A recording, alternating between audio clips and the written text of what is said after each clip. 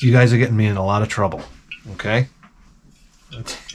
I get home from work, and my wife's like, we gotta change all the kitchen lights to LED. I'm like, oh my God, this kitchen ceiling like pole vaults up to, I don't know, 90 feet. I gotta like get a scaffolding to change these lights. I'm like, listen, I gotta record something out of this. Record? You recorded the other day. I said, I know, this is the Advices program. I'm late. It should have been up Monday. I'm late. So I gotta get out there. So, you know, I grabbed the Jack Daniels. She's like, you're drinking? And I gave her a look like, it's the Advices show, you dumb broad. Of course. What is going on these days? Come on. She doesn't know it's the fucking Advices show? What am I supposed to do this sober? Am I supposed to listen to all of your problems sober? I don't think so. This is a grand weight I carry on my shoulders. I listen to everybody's problems all day long. I don't have problems. And if I did, I wouldn't share them with you. You're supposed to be a man and bottle that up inside. Don't you understand? You never tell anybody your problems.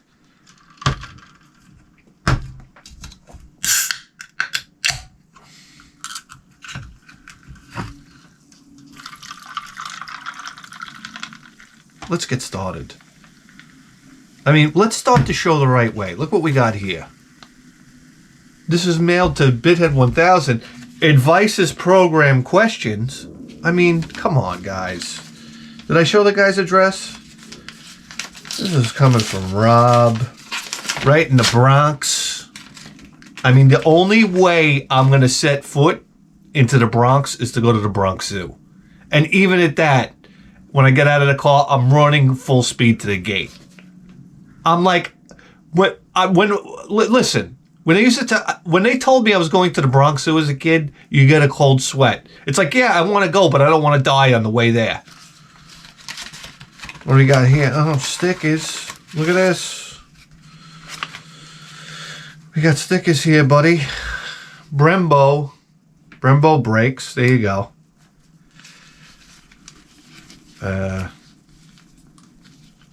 Yes. Various car stickers here. Wow, look at that. Camaro. Porsche. There you go. Very cool. What does this say? Follow me, Brudas. I know the way. All right. I'm all about it. All right. Here we go. To the Advices. I mean, Jesus, Crimela.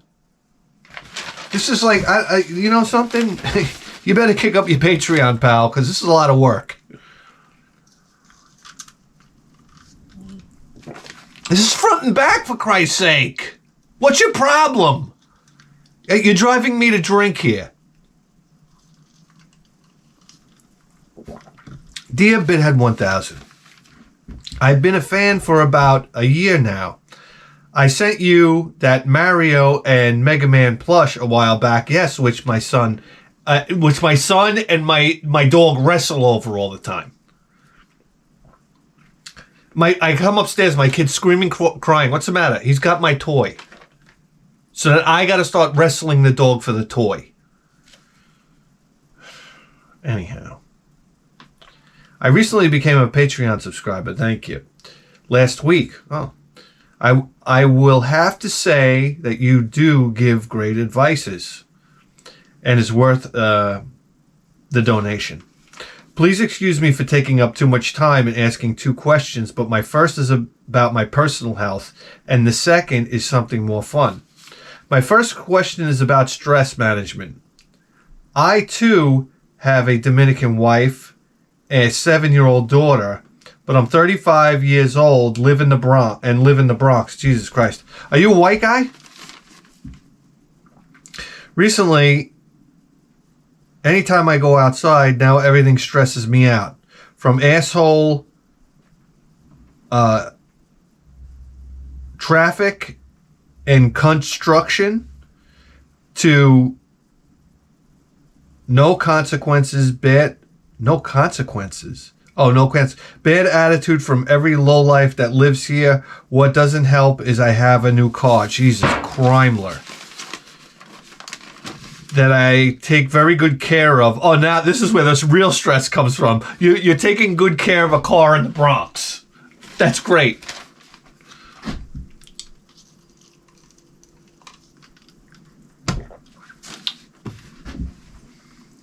That's stressing me out right now. Adds a new level of stress driving around people who don't give a fuck about their cars. If you've never been to into New York City, everybody puts this big rubber diaper on their car that looks absolutely ridiculous. Oh yeah, it's a bumper, like a bumper guard, and it hangs off and it looks like shit. Makes your car, and you'll see like these expensive cars that look like shit because they have this big rubber bib hanging off the front of it. Yeah, it's like a giant asshole baby. I don't even know what to tell you. I don't even know why I said that. That was stupid. It's like this. You look at it and you say you're ridiculous. Number one, you care too much, and now your car looks like shit. I'm out of here. It's like, let me fucking strap an air mattress to the front of my car while I'm at it.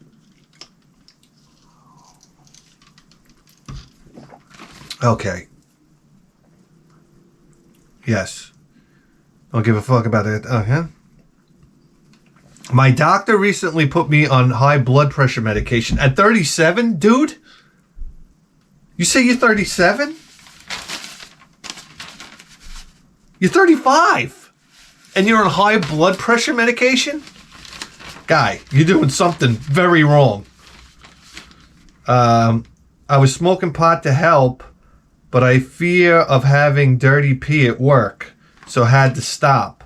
I also stopped smoking cigarettes because it was catching up to me. My wife and I have a healthy sex life, so that's not an issue.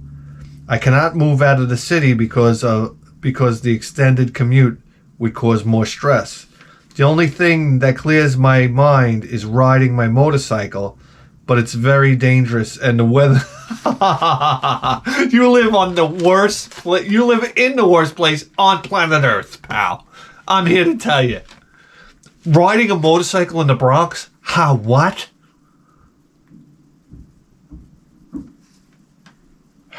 I don't know. I would rather set up a beach chair underneath a fucking I don't know, Saturn V rocket while we're at it.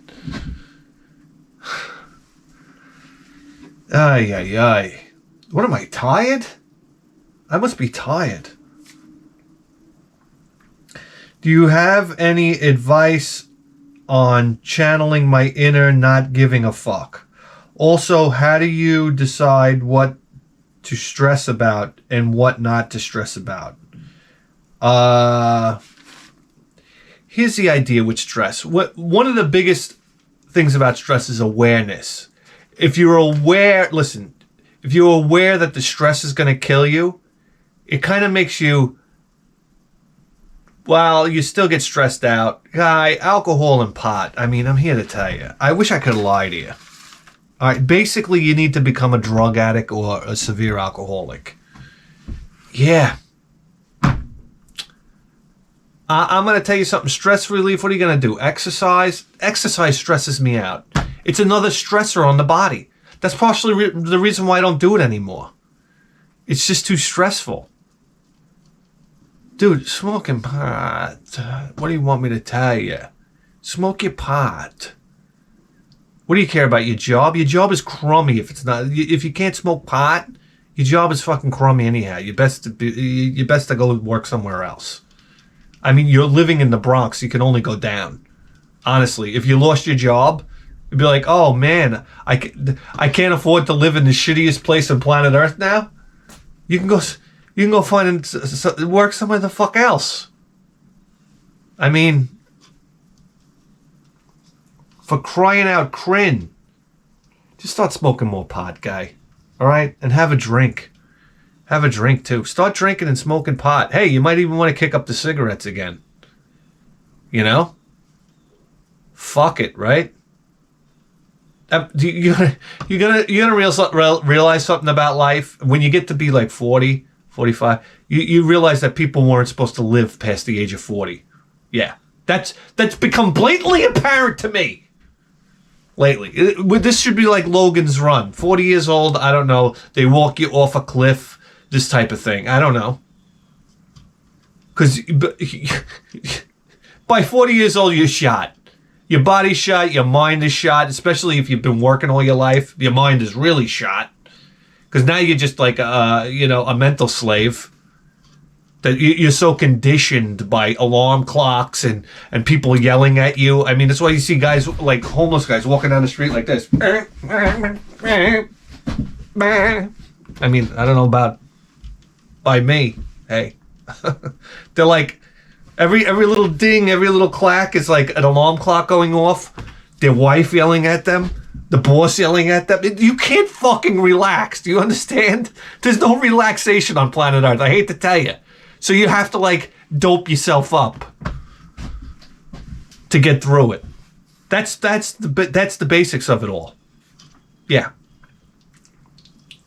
You what you need to know is you can't get off the fucking ride. You're on the coaster. You have a Dominican wife. You have a child. You strap in. You're on the coaster. So that you can't get off now. We're full speed ahead. We're going through the loop-de-loop. It's not like, I'm going to step off now. No, you're locked in, pal. So, you're fucking out of here. What else? What else is here?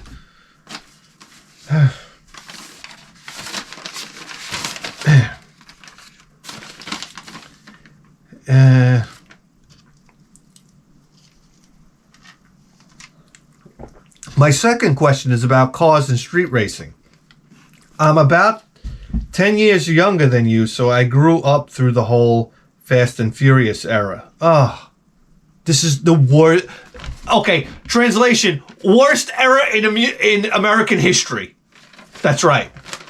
If you came up to me and if I was holding your hand, you were falling off a cliff, and I had you by one hand, and you said, "Come on, help me up. I'm part of the Fast and Furious generation," I'd be like, "Whoop! Oh boy, jeez." Must have been, I don't know. Sorry, buddy. Not really. In my high school years, what was cool and affordable back then were Japanese cars. My friends and I could not afford to insure and purchase Fox body Mustangs or even GM F-body cars as teenagers. That's why I am a Honda fanboy today. And that's fine. I always understood that. It was no different. Listen, it's the essence of hot rodding. And of course you're going to have all the gorillas. There's the rice rockets. What are you, ricers? What do they call them? Ricers? Rice rockets. It's a motorcycle, right? Yeah. And they would scoff at guys that weren't building V8s. Yeah, because you know what? It's cheap, and that's what's available. So that was the real essence of hot rodding. You don't know where hot rodding is going now. I got news for you right now. You can't put a paint job on your car for less than 10 grand. A decent paint job. Who the fuck is doing that? Nobody. So what's hot rodding now? Hot rodding to me is like picking up, I don't know. God, it's not even working on an old car like a V8 or anymore because you can't do that anymore. So I'm not even aware of what the new hot rodding would be. It's out there somewhere, and hot rodding is cheap and it's fun. And it's not cheap and fun to build a muscle car these days.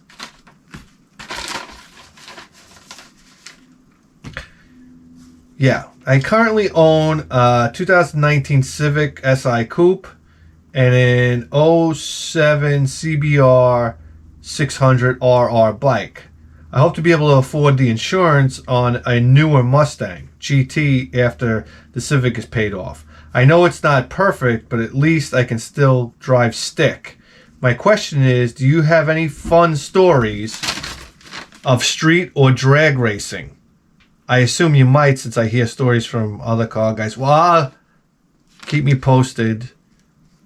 Yes. Please continue the greatest. Yes. From Bobby Blanco from the Bronx. Like Benny Blanco, right?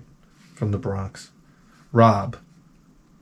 Yes. My best drag racing story. This is true story from beginning to end. I had just got done building the engine on my car. Put the transmission in, and get everything buttoned up. And we're talking about I broke in the cam. That's basically it, okay? And it's Thanksgiving. Thanksgiving Day. I get everything together. I'm so excited. I go out after we eat.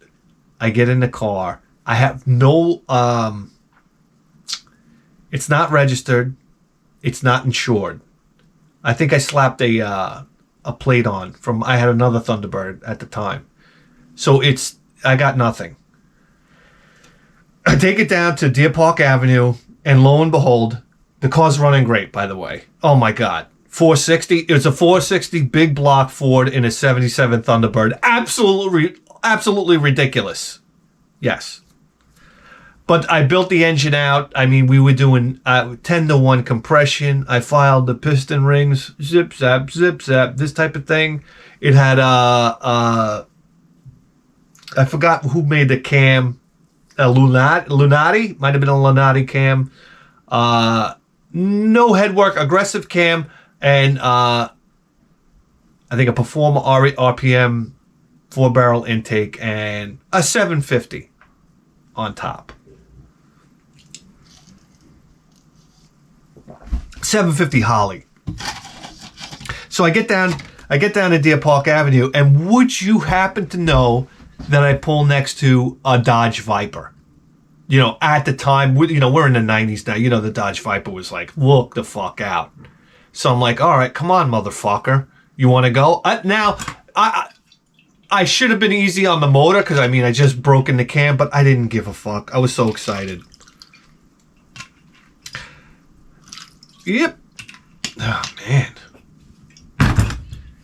So, light turns green. We fire off the line. The guy's got me by 3 car lengths. Okay, he's whipping my ass. But the fact that I was hanging, I was like kind of hanging, made me like I was popping a rod through my pants. Anyhow, it's nighttime. All of a sudden, police lights behind us. I said, oh, motherfucker. I said, this is how I win. I'm going to be the big man, step on the brakes, pull over, be respectful of the police, and then the cop car's going to go right around me and go after the Viper. Well, didn't exactly work out that way. No. The Viper kept going. I slowed down, and the cop just basically pulled me over. So I'm like, oh, fucking shit. I'm dead. I said, I'm thinking to myself, let me call the tow truck for the cop because I'm not going home with my car. The cop walks up to the side of my car. Now, you have to understand something. I had a huge cam in it. A cam that didn't even belong in that engine. I remember I had to, like, do something to the push rods. I don't know. I had to put, like, washers underneath the rocker arms because the fucking cam was so huge. The lift on it was ridiculous. The car sounded ridiculous. And it's going through cherry bombs. So this thing sounded like an animal from hell. It was like...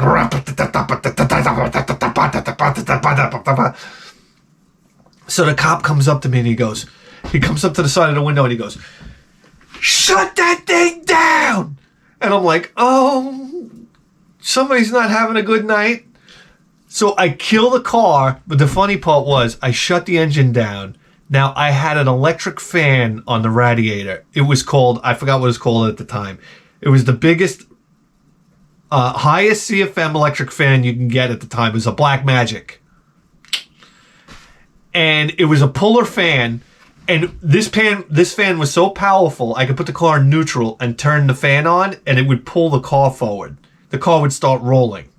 I think at the time it was like 3,500 CFM, which was like unheard of. Anyhow, so I had all these switches on my dashboard. I had built a panel and had all the switches for the electric fan, for the electric fuel pump, for the, don't ask. All these switches. So the guys, when he says shut it down, I shut the engine off. Then you hear the fan.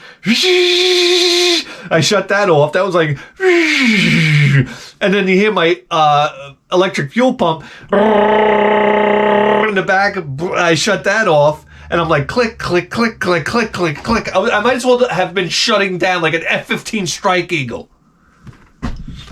So the cop impatiently sits through all of that, and I reach into my wallet, I pull out my license, and I said, "Officer, this is all I have." And he was like, he grabbed it and he walked back to his car. Now I'm sweating bullets. I said, the tow truck's gonna come, they're gonna take it to the yard, they're gonna fucking, listen, my friend had an impound yard, okay? I was there. We robbed every car that came in. Sorry. He would go up to the trunk with a screwdriver. Beep! But we'd break there was speakers, you'd take everything. You understand? I said, so this is where my car's heading. I'm going to basically get it back, and like they're going to give me a chassis. I don't know. The cop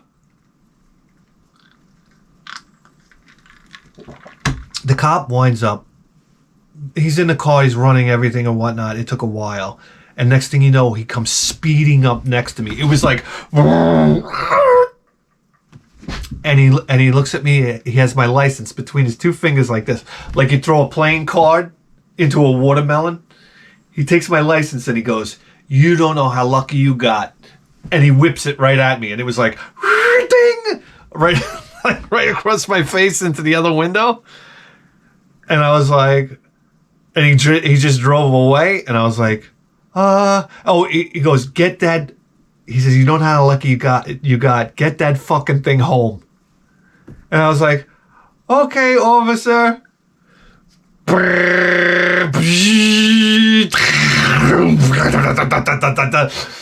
And as soon as he left, I just did like a U-turn, and I brought that motherfucker home.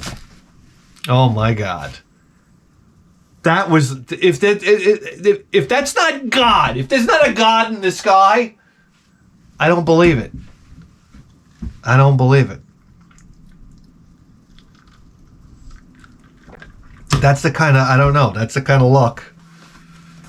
I'm fucking hammered. I had two fucking Jack and Gingers. Wow. And something about it after work. God almighty. You're so miserable there that when the drink is so euphoric. That's why I'm telling you, buddy, you gotta listen to my advices, you know? Take up drinking. Listen, I know fathers growing up. I knew fathers, like friends of mine, fathers, that would drink a 12-pack a day. Think about that. That's a guy with no fucking stress whatsoever. Drink a 12-pack a day and tell me how stressed out you are. I mean, a fucking 747 could just tear your roof off. And you'd be like, take care of that tomorrow.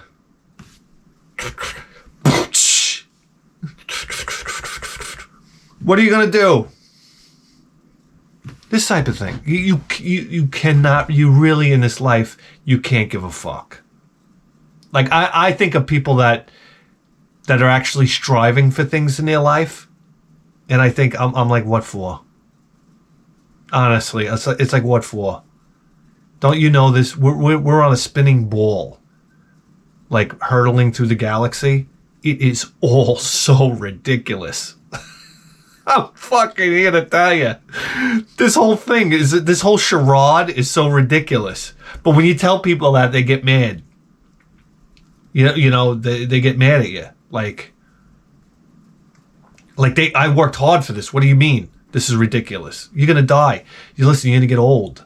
And you're going to shit your pants again. And your kids are going to hate cleaning you up. That's the bottom line. They'll say, "Oh, yeah, Dad, I love taking care of you." But they fucking hate you. They wish you were dead. They'll never say that. They'll never say that. And, jeez, what? This is morbid. You're going to be shitting your pants. Your kid's going to wipe your shit, and he's, you forget a lot, so he's going to throw you a beating. And then you're going to come to, and you're going to be like, who beat me up? And you're going to be like, Pop, you fell again. But meanwhile, your own kid's beating on you till your heart stops. Oh, advices, yes, of course. All right.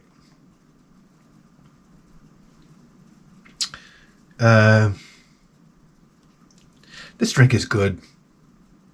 I'm here to tell you. This drink is good.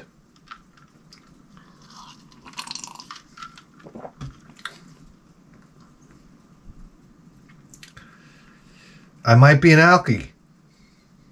I'm telling you right now. Here we go. All right. Hey, Jesse, love the show. I've been watching your show for the past year with my boyfriend. Oh, I love hearing that. Couples watching the show. It warms my heart. The new sound clip that you have incorporated into the show, is that from Revenge of the Nerds? Sound clip? Are you talking about pulling Rita down off the shelf? That's Death Wish 2. That's right. That's when, Christ, his name. I just had it.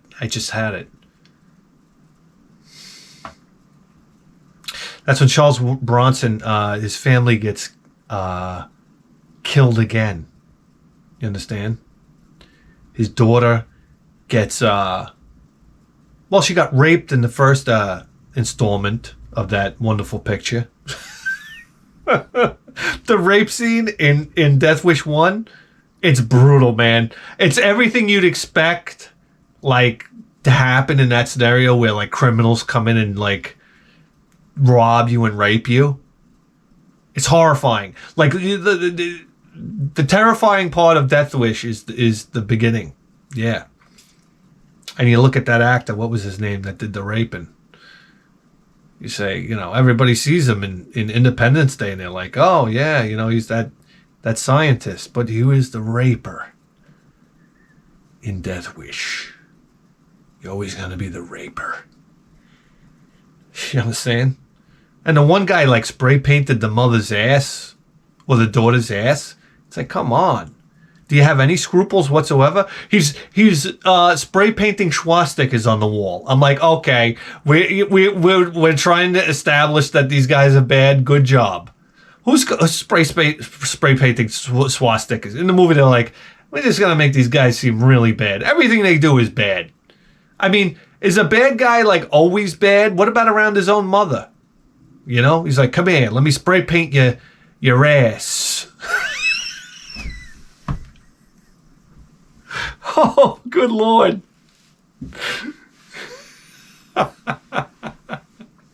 I hate rich moms.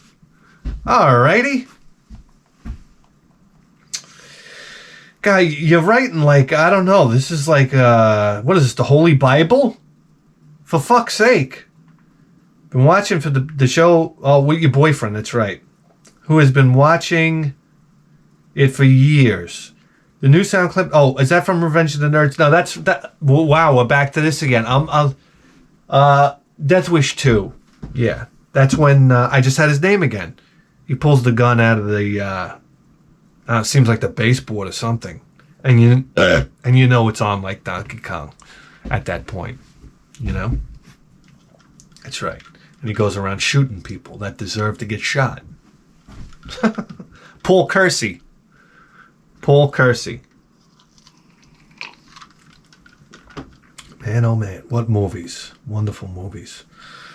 So I just moved into my home last year in March amidst the onset of pandemic and initial lockdown. So meeting my new neighbors wasn't really an option. One neighbor did say hello and welcome to the neighborhood. That's the guy you stay away from. I'm here to tell you, this is the guy that's going to give you the most trouble. The neighbors that I don't speak to, I don't know their names. I don't give a shit. The neighbors that I don't interact with, they're the best neighbors alive. Because you got to understand something. People are shitheads, okay? And they want to know your business. And they creep in. They're like a cancer. They creep into your lives with a hi, with a hello. Welcome to the neighborhood. I have this woman. She came to my house. She started asking me about all the neighbors so she could put it together in a personal little Rolodex of like gossip. I almost felt like, get the fuck out of here. You old Long Island sweat hog hag. I just didn't have the guts.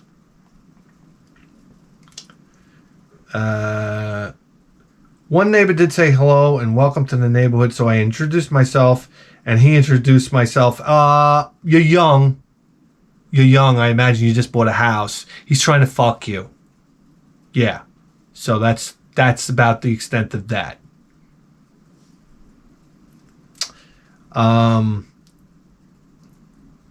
Yes. So I introduced myself, and he introduced himself and his children, and told me his wife's name since she wasn't there at the time. He was very nice, I know where this is going, and kind to listen to me explain that if ever my property wasn't maintained, whoa. He was very nice and kind to listen to me explain if my property wasn't maintained, that I'm not some white trash piece of shit who's too lazy to take care of it. That I am disabled and sometimes I'm not able to get out and take care of things immediately, but I will do as soon as I'm able. Oh. All right, this is a different scenario altogether now. He seemed genuinely empathetic and understanding, and ever since, this is getting interesting, meeting, he always waves or says hi when we see each other. To date, I have yet to meet the missus, but that didn't stop me from her yelling out of her second floor window asking me if I was going to be done mowing my lawn soon.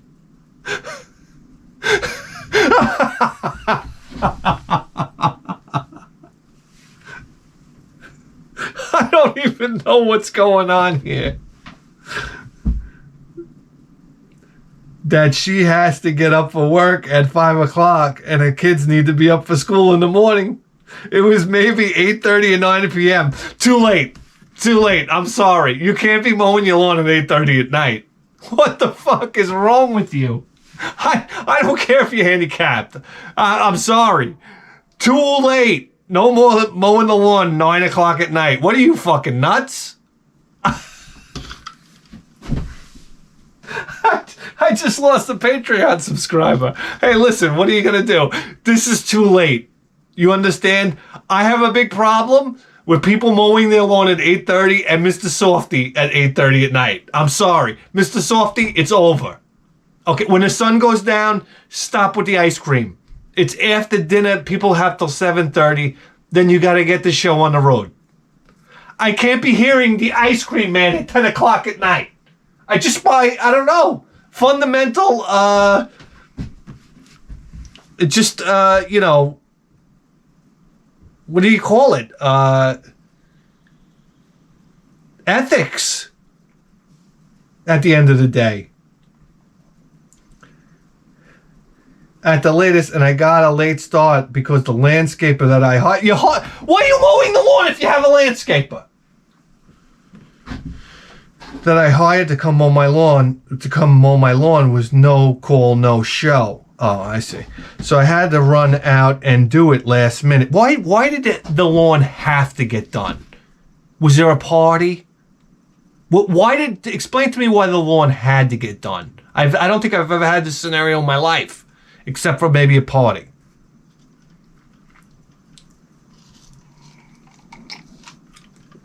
I also think I heard her husband yell at her for doing that. And you started World War III in the man's house.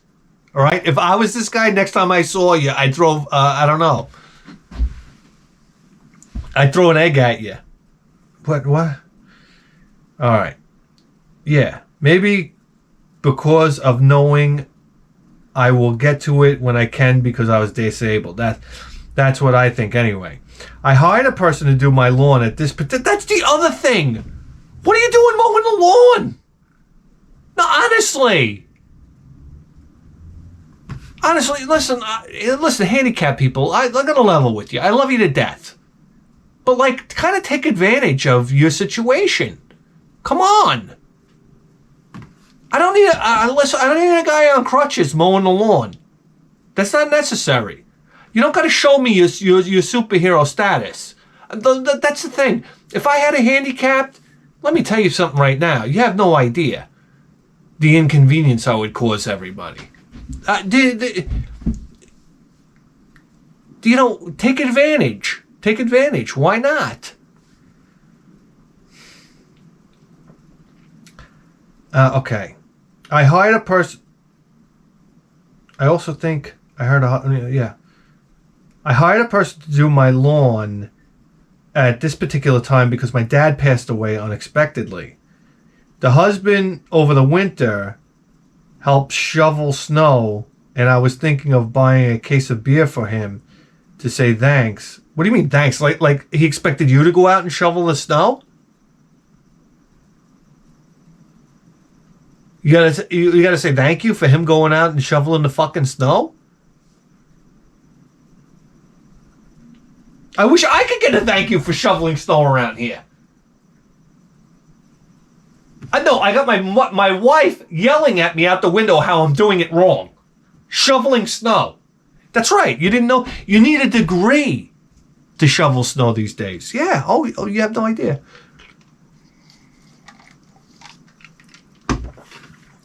I'll wait till I pick up my kid later. These parents don't know what they're in for. I'm trying to get through this. What is going on? Okay, you're buying your husband gifts to shovel snow. Huh?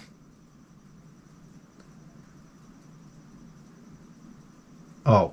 The husband over went to help shovel snow. I was thinking of buying a case of beer just to thank them, but also apologize for mowing my lawn so late and why I had to take care of it when I did.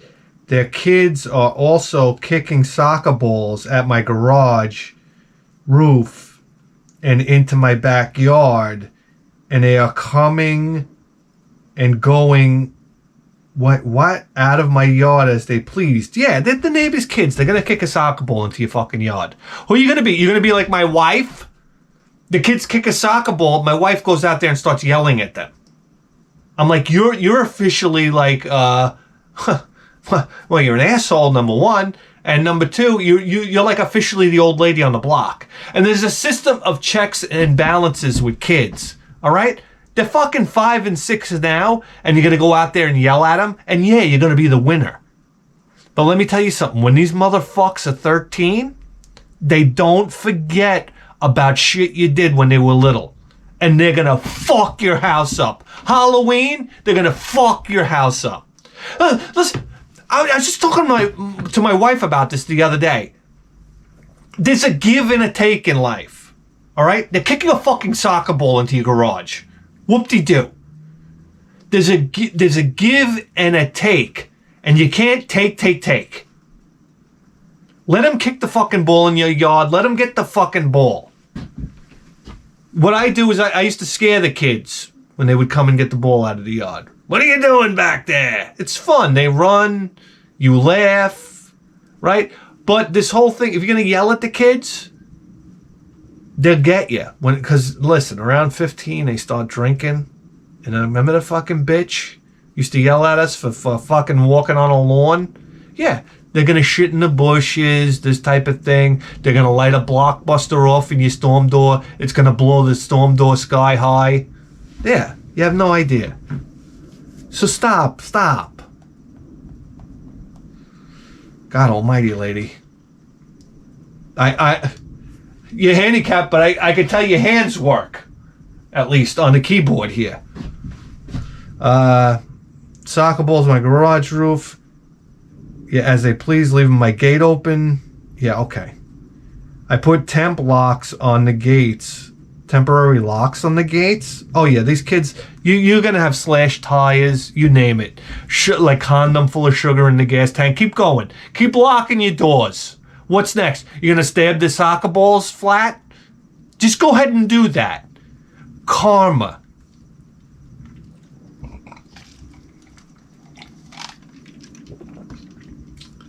Removed them, went out and got real locks to lock the gate. So anytime the kids need their balls, they'd have to knock. They'd have to knock. Wait till they're knocking your fucking house down.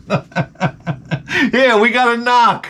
As the kid's driving, like, I don't know, a Dynaho that they just stole that was parked out in front of the beer distributor. They just drive it through your house. You have no idea, lady. All right. Or wait till tomorrow to throw them out of my yard the next time I am out doing any yard work. The kids didn't take kindly to this method. Yeah, I can't imagine why.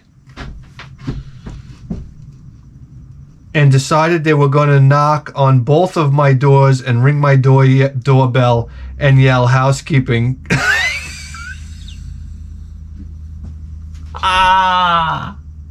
You see? The show is ordained by God. The show is ordained by God.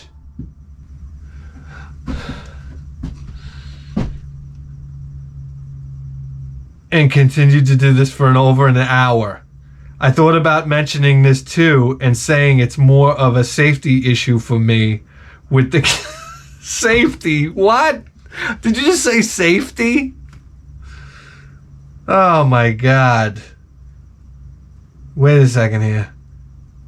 I'm fucking hammered, man. I'm embarrassed to say it on 2 drinks. I don't know what's going on here.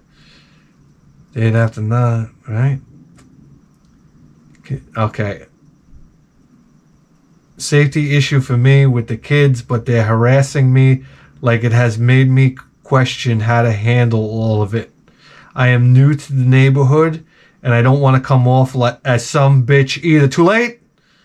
How do you think I should handle, and do I handle with care or do nothing at this point? Stay cool, bithead. Well, you've already started the fire. Okay? Now, kids don't understand. Now, the problem is, if you go up to the kids and say, hey guys, I'm going to unlock my door and you guys can get your soccer ball out of the yard and this type of thing. Now, you can't reverse it because now you look weak and now they're really going to fuck with you. So you almost have to go, it's almost like how Donald Trump handled North Korea. You know, they're fucking batshit crazy, or at least that's what we know through our media, right? So you got to go batshit crazy back. Do you understand? It's what they understand. It's what they respect. So basically, this Kim Jong-un guy was like, we're going to shoot rockets. And Donald Trump was like, we're going to nuke you.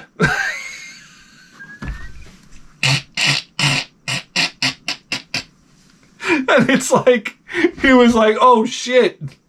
You know, it's like, oh shit, he's crazy too. And then you just shut the doors. Everybody just shut the doors and said, all right, fuck it, leave everybody alone. So unfortunately, you have to go as crazy as they do. You understand? So what did they do? They were shouting at you like, pay your taxes? What were they saying? Oh, it was on my phone. They decided, what exactly do you have to do? Let me see here. So basically, you have to take the soccer balls that they kick in your yard, and you have to fire them back at his bay window through like an air cannon. So it shatters the bay window and breaks the fucking TV hanging on the wall. Hey, listen, baby, you got problems. You fucked with the wrong people. You don't fuck with neighborhood kids. I'm telling you, it's worse than the mafia. You might as well have fucked like a fucking mob boss's daughter, as far as I'm concerned. Don't fuck with the neighborhood kids. Everybody knows that one. I don't know where you got lost. Hey, listen, guys. How deep are we in here? We're 45 minutes in. That's it. I shut the doors.